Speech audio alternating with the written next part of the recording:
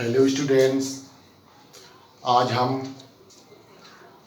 Pair of linear equation in two variables के solution पर discuss करेंगे कि इसके सलूशन कैसे हो सकते हैं और सॉल्यूशंस के मेथड पर डिस्कस करेंगे।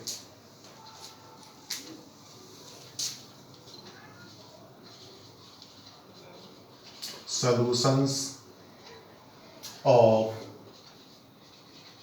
Pair of linear equation in two variables.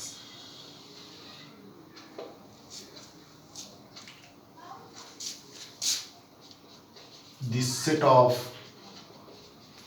values of variables x and y which satisfies the given equations are called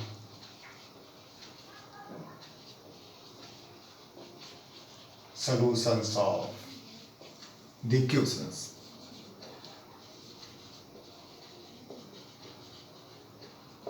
दो वेरिएबल हैं, दोनों वेरिएबल की ऐसी वैल्यूज का सेट जो दोनों इक्वेशन को सेटिस्फाई करे, उसको सॉल्यूशन बोलेंगे। आपने देखा था कि अगर एक single linear equation in two variables है, उसके इनफाइनाइटली मैनी सॉल्यूशन होते हैं। अब यहां देखते हैं, a pair of linear equations in two variables may have unique solution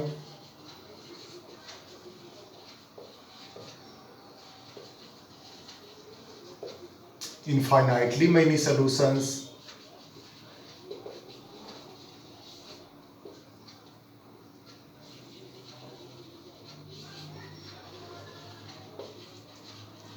or no any solutions।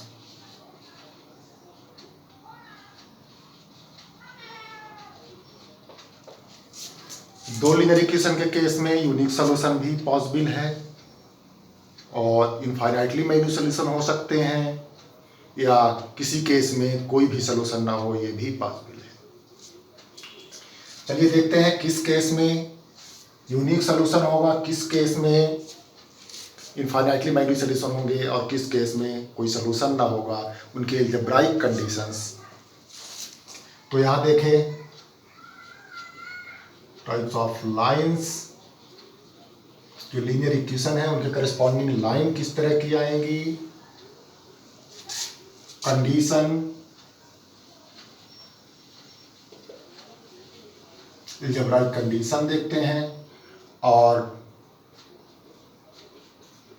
Types of solutions ये देखते हैं। तो फर्स्ट केस में देखते हैं, अगर लाइंस इंटरसेक्टिंग हो,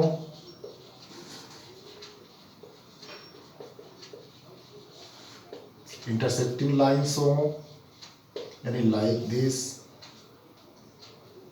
तो दोनों में एक कॉमन पॉइंट मिल जाएगा और उस पॉइंट का कोऑर्डिनेट एक सॉल्यूशन होगा, तो यूनिक सॉल्यूशन। इसके लिए अलजेब्राइक कंडीशन है a1/a2 not equal to b1/b2। ये अंडरस्टैंडिंग में है कि लीनियर इक्वेशन हम इस फॉर्म के ले रहे हैं, a1x plus b1y plus c1 equal to 0 and a2x plus b2y plus c2 equal to 0। यहाँ a1 b1 c1 एक्स के कोफिशिएंट, बाई कोफिशिएंट और कांस्टेंट टर्म्स है पहले इक्वेशन में, और इसी तरह से a2 b2 c2 second equation से। तो यहाँ सॉल्यूशन कैसा होगा, यूनिक सॉल्यूशन, एक single solution. Second case consider करते हैं, अगर लाइंस पैरेलल हों,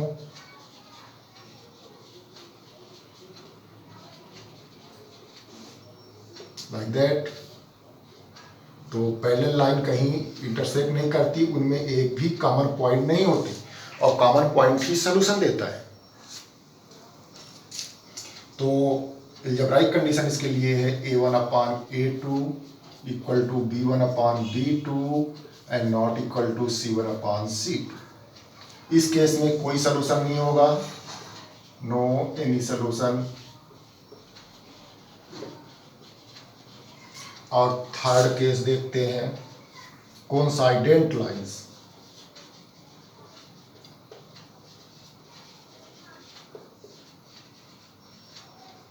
यानी एक लाइन ये हो और दूसरी ठीक इसी के ऑक्युपाई करती हुई इसी के ऊपर से जाए, यानी हर पॉइंट कॉमन पॉइंट होगा। इस केस में दोनों लाइन का हर पॉइंट कॉमन पॉइंट होगा। एल्जेब्राइक कंडीशन है A1/A2 equal to B1/B2 and equal to C1/C2, तीनों रेशियो इक्वल है। इस केस में infinitely many solutions।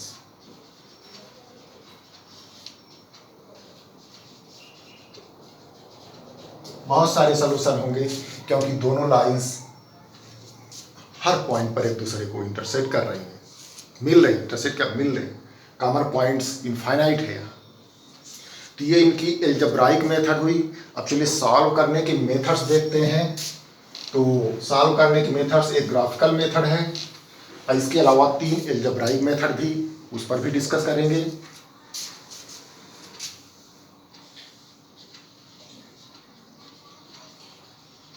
Graphical method,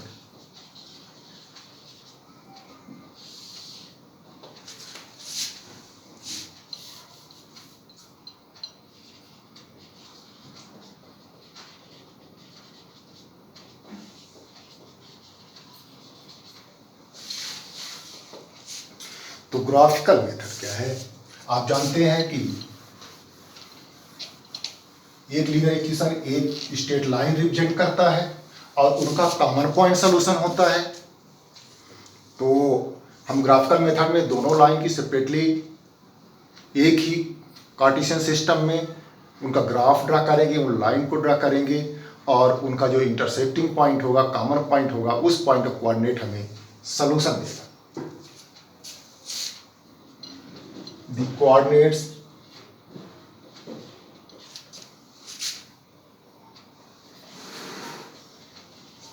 of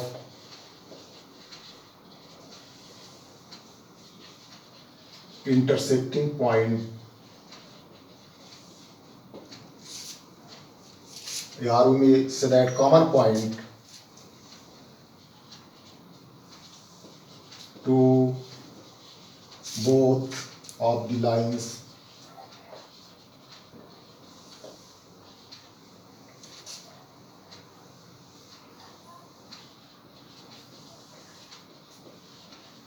represented by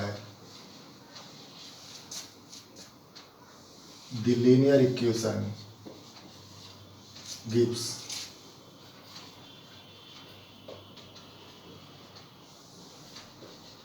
solution of the linear equation। तो दोनों लाइंस, दोनों इक्वेशंस के करिस्पॉन्डिंग लाइन जो होंगी उनका इंटरसेक्टिंग पॉइंट, उन लाइंस का कॉमन पॉइंट हमें सॉल्यूशन देगा, उसका कोऑर्डिनेट हमें सॉल्यूशन देगा। आइए एक्सरसाइज 3.2 के क्वेश्चन से इसको देखते हैं, ग्राफिकली कैसे सॉल्व करना होगा हमें। एक्चुअली ये ग्राफ पेपर का वर्क है, फिर भी हम इसको व्हाइट बोर्ड पर करने की कोशिश करते हैं।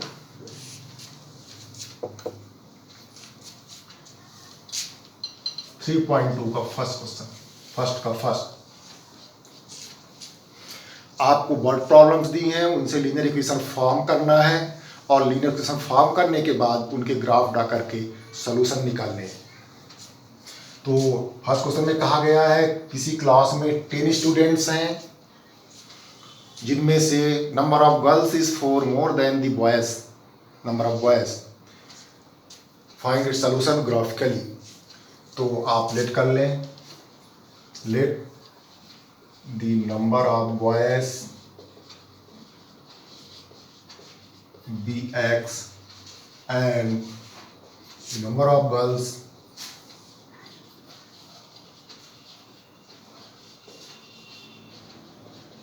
by.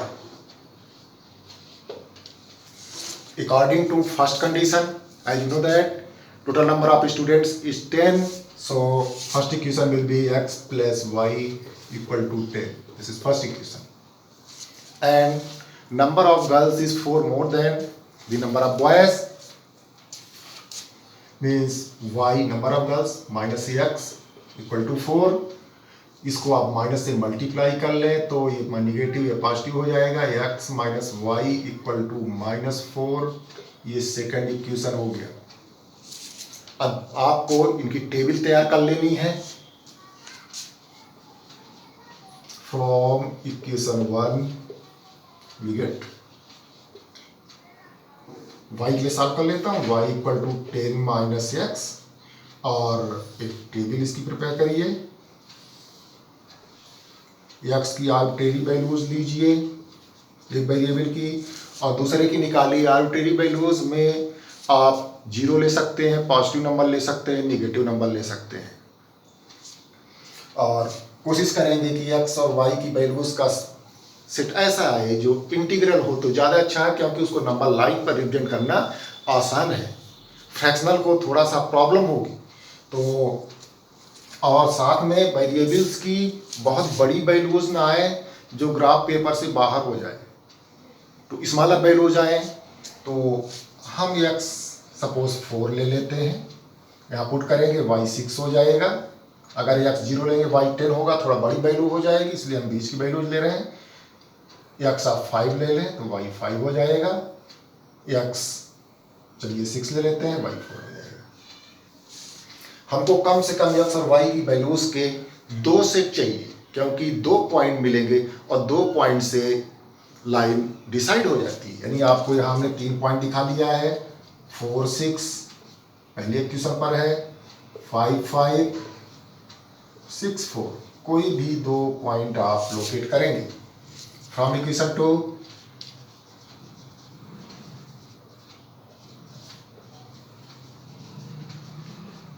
इक्वेशन 2 से आप y के लिए सॉल्व करें, माइनस y को उधर भेजते हैं, y equal to x plus 4.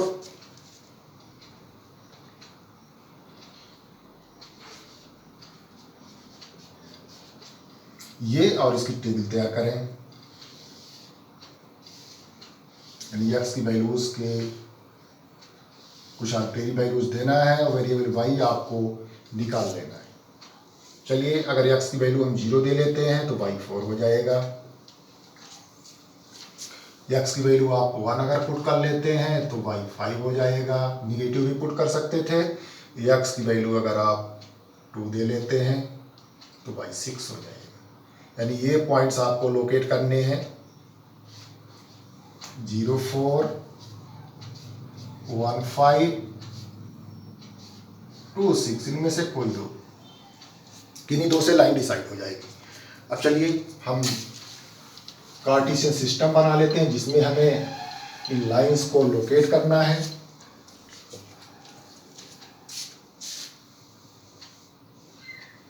ये y एक्सिस हो गई.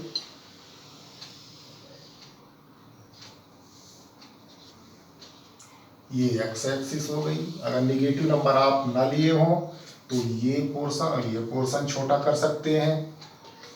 आपको ग्राफ की साइज के according x axis y axis draw करने होंगे. y dash intersecting point origin है.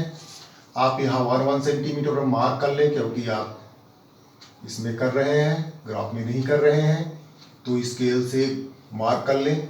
ग्राफ में आपके 1 सेंटीमीटर पर और 1 मिलीमीटर पर लाइंस रहती हैं, तो आपको ये काम नहीं करना पड़ेगा. निगेटिव तरफ भी कुछ कर लें. -5. ऐसे y एक्सिस में भी 1 2 3 4 इक्वल डिस्टेंस पर 5 6 7 8 9, इस तरह से. निगेटिव में भी जरूरत पड़ सकती है y एक्सिस में.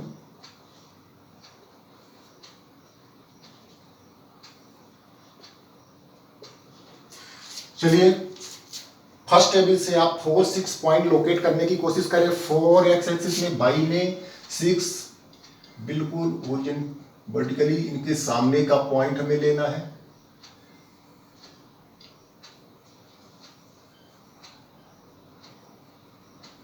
विदाउट ग्राफ करना काफी टिपिकल हो जाता है काम। ये पॉइंट आपका हो गया 4 6। एक और पॉइंट फर्स्ट का लोकेट कर लिए। चलिए 5 5 कर लेते हैं।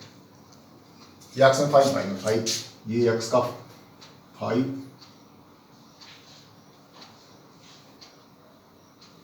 इस तरह से लाइन आपको ग्राफ में ड्रा नहीं करनी पड़ेगी। मैं यहां उनका इंटरसेक्टिंग पॉइंट लेने के लिए ये काम करता हूं। ये हो गया 5 5। इन दोनों को ज्वाइन करती हुई लाइन आप ड्रा कर लें। स्केल लगा के सीधी लाइन ऐसी कुछ आएगी। उधर भी एक्सटेंड कर लें, स्ट्रेट होनी चाहिए।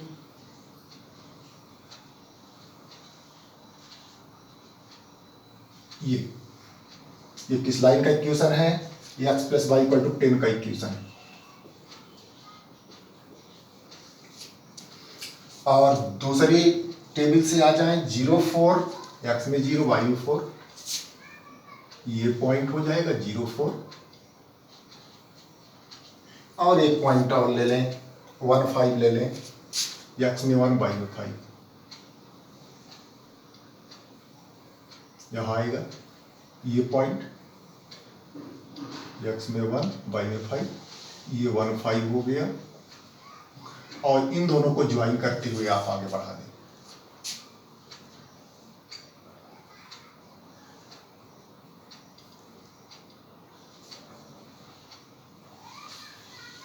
दोनों तरफ कोशिश करें एक्सिस को कट कर जाए तो ज्यादा अच्छा है।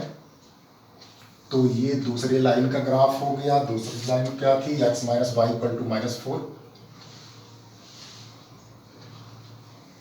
अब देखें इंटरसेक्टिंग पॉइंट्स और उसके कोऑर्डिनेट देखें। ये इंटरसेक्टिंग पॉइंट, इसका कोऑर्डिनेट देखने की कोशिश करते हैं।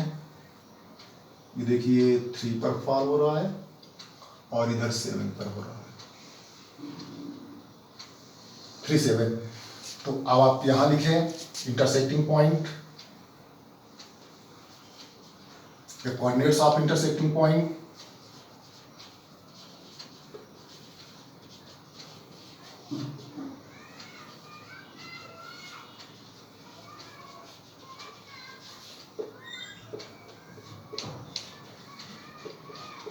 is 3 7, so x = 3 and y = 7। ये आपका आंसर हो गया। इस तरह से आपने सलूशन निकाल लिया। ध्यान रखें जब आप ग्राफ पर करेंगे तो आपको स्केल लेट करना होगा कि इसका 1 सेंटीमीटर टेबल के कितने यूनिट के बराबर है। तो यहाँ हमने 1 सेंटीमीटर को 1 यूनिट ही लिया है। स्केल दोनों एक्सिस में सेम स्केल लिया है। 1 सेंटीमीटर = 1 यूनिट। स्केल जरूर लिख देना चाहिए। अगर बड़े नंबर से हैं 10 100 1000 इस लेवल के हैं तो हम 10 सेंटीमीटर को 1 सेंटीमीटर को 10 यूनिट के इक्वल लिख सकते हैं। 1 सेंटीमीटर को कभी 5 यूनिट के इक्वल लिख सकते हैं। 1 सेंटीमीटर को 2 यूनिट के इक्वल लिख सकते हैं। वो आपके ग्राफ की साइज और ये नंबर्स की रेंजेज क्या है इस पर डिपेंड करेगा। तो चलिए बाकी बर्ड प्रॉब्लम से आप इक्वेशन बनाइए और उसका सलूशन देखिए। लेकिन ध्यान रखें आप एक्यूरेट सलूशन सिर्फ ग्राफ पर पाएंगे। यहाँ बिना ग्राफ के बनाना और उसका सलूशन निकाल लेना आसान काम नहीं है। तो आप ग्राफ ही यूज़ करें। बाकी के क्वेश्चन हम नेक्स्ट वीडियो में देंगे।